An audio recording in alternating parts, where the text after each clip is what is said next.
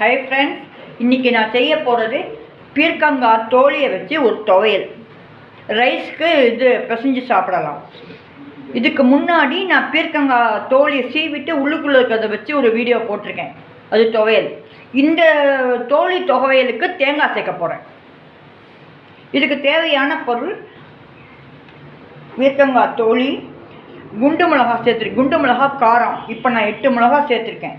உங்களுக்கு தேவைப்பட்டால் 2 மிளகா சேர்த்து நீட்ட மிளகாய் யூஸ் பண்ணிக்கோங்க. நீட்ட மிளகாய் இருந்தால் 10, குண்டு மிளகாய் இருந்தால் 8.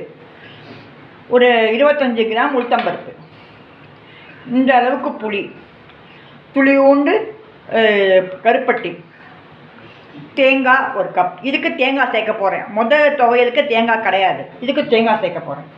தேவையான உப்பு, பெருங்காயம். இப்போ நான் வதக்கி உங்களுக்கு காட்டுறேன்.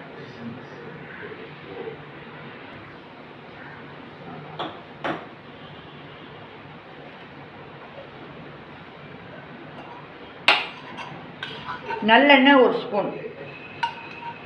முதல்ல தோலியை நம்ம ஃப்ரை பண்ணிடுறோம், வதக்கிடுறோம். பீர்க்கங்காய் தோலி,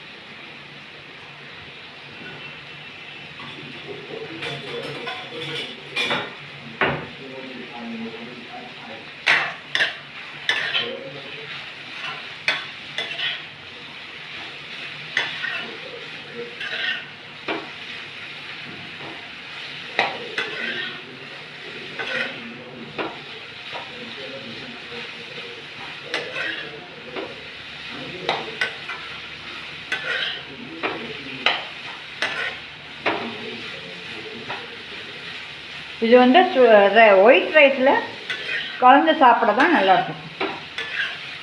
தோசைக்கு நல்லாயிருக்கும், இட்லிக்கு அவ்வளோ நல்லா இருக்காது.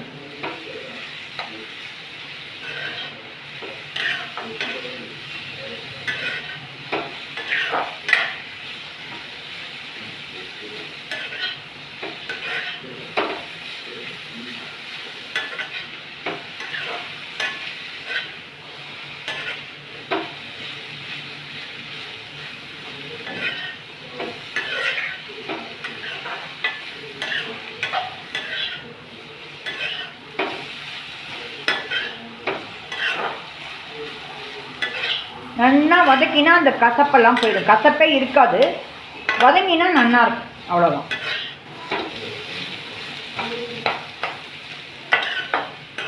பச்சை வாசனை போகிறதுக்கு வதக்கணும்.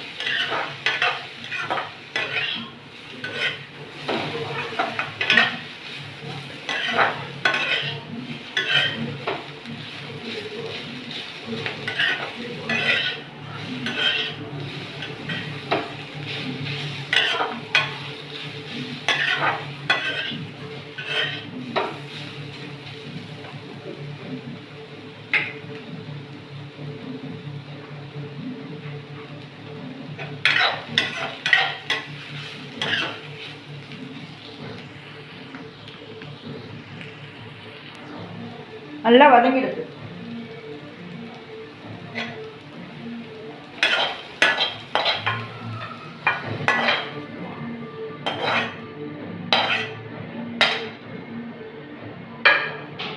இப்போ ஆயிலில் போட்டு உளுத்தம்பருப்பு, மிளகா வச்சு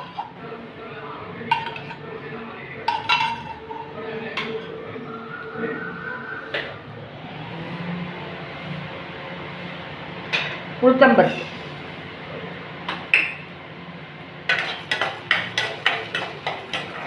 உளுத்தம்பருப்பு இது செவந்த உடனே நம்ம மிளகாயை போட்டு வறுத்துடலாம். மிளகா, புளி,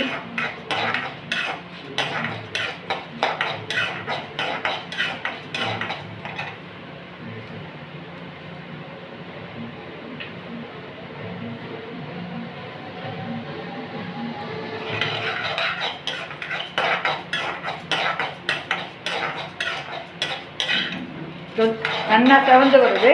இப்போ மிளகா 8 குண்டு மிளகா. குண்டு மிளகா காரம் ஜாஸ்தி. இதே நீட்ட மிளகாய் இருந்தால் நீங்கள் 10 வச்சுக்கலாம். இந்த அளவுக்கு. அதுலேயே புளி,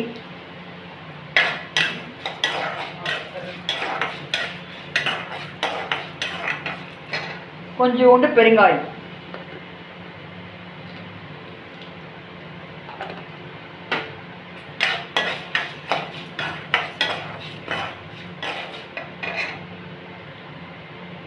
முதல்ல இதை அரைச்சிட்டு அதுக்கப்புறம் இந்த பீர்க்கங்காயை அரைக்கணும். நான் உங்களுக்கு அரைச்சிட்டு காட்டுறேன்.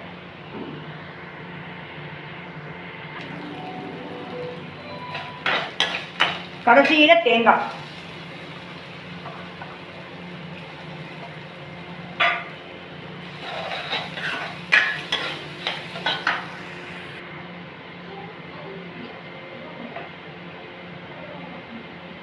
பீர்க்கங்காய் துவையல் அரைச்சிட்டேன். இதை வீட்டில் செஞ்சு பாருங்கள்.